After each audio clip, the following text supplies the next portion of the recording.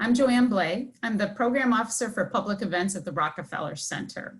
And I'm here today with one of my favorite student assistants, Kyle Mullins from the class of 22. Kyle, you want to talk a little bit about what public programs is at the Rockefeller Center? Sure. I'm Kyle Mullins. Like Joanne said, I am a student assistant at the Rockefeller Center for public programs. What public programming does? That's a great question. We have a variety of different things that we do at public programming. We, the main thing is we hold public events.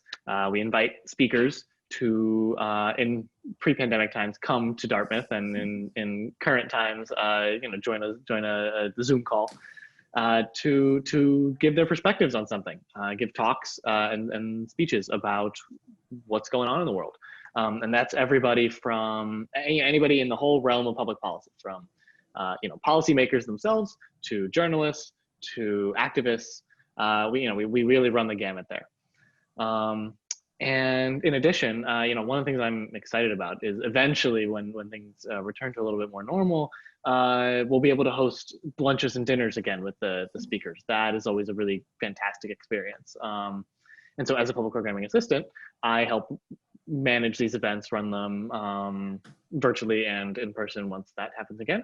And they're just a really fantastic resource for the student body.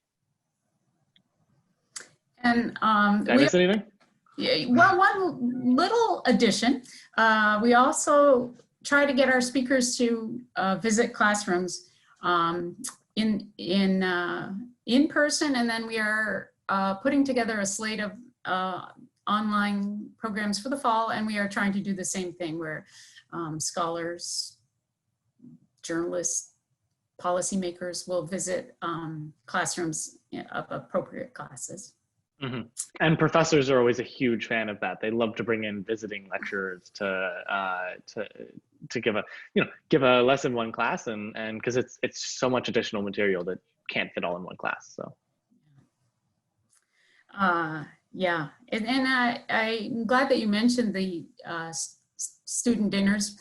I think back to when we had the 2020 Republican presidential candidate, Bill Weld, and he stayed for dinner with 25 students around a table. It was great.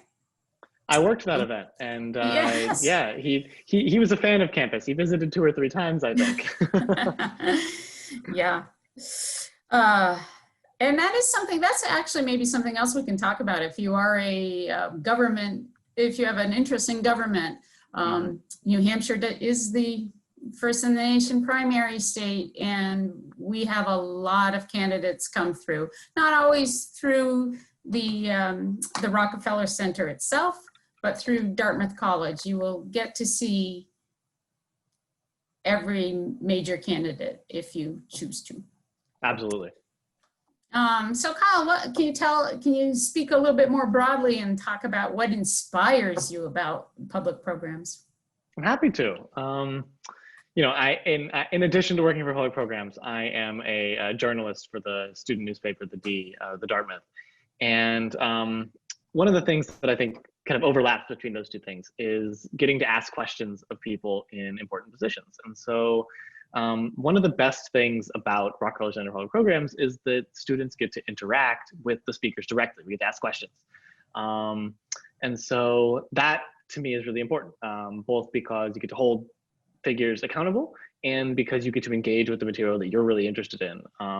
If the speaker says something that didn't quite make sense to you, you can raise it and say, hey, like, this didn't make sense to me. Can you explain it further? Or like, you're wrong. Tell me why tell me why you're right.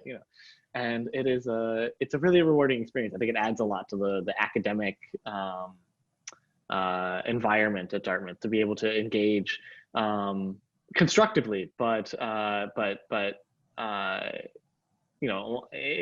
constructively. It really adds a lot to the academic environment at Dartmouth to be able to engage constructively with the speakers. What do you like best about public programs? That's a really good question. I think I can speak to this from multiple perspectives, because before I was a public programming assistant for Rocky, I also was just a frequent attendee of Rocky events. And so in the fall, of my freshman year, I remember going to like 6 or 7 of the Rocky events that we had that term. And so much so that the director of the Rockefeller Center pulled me aside after my 4th or 5th event, was like, "You're kind of a frequent flyer here, aren't you?"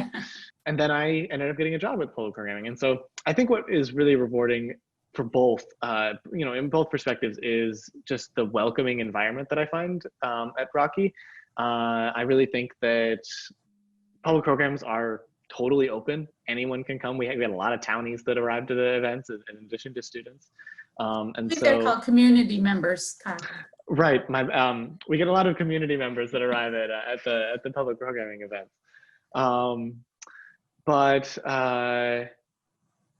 So that's really important to me, getting to engage not just with people my own age and studying the same things that I'm studying, but also members of the community. And then additionally,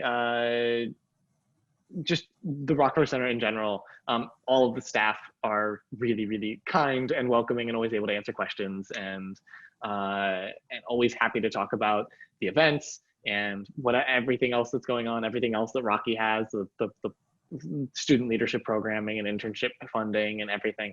Everyone's just helpful and welcoming, and it's a really wonderful experience. Well, I think we don't want to take too much of people's times. Kyle, is there anything you want to finish with, or are we any last thoughts? Just that I really encourage the 24s to tune into Rocky events. You might see me, you might see the other student assistants that work with me. Highly encourage you to take advantage of all that Rocky has to offer. It's a wide array of programming, and I can't encourage it enough. And if you feel really passionate about it, get a job, work with me. I'm excited about it. Yes, and I want to echo everything Kyle said. We love to have you, even if you're not a government major. Our programs are open to everyone. Our student dinners are open to everyone. Our jobs are open to everyone. So we stop by and see us. We would love to have you.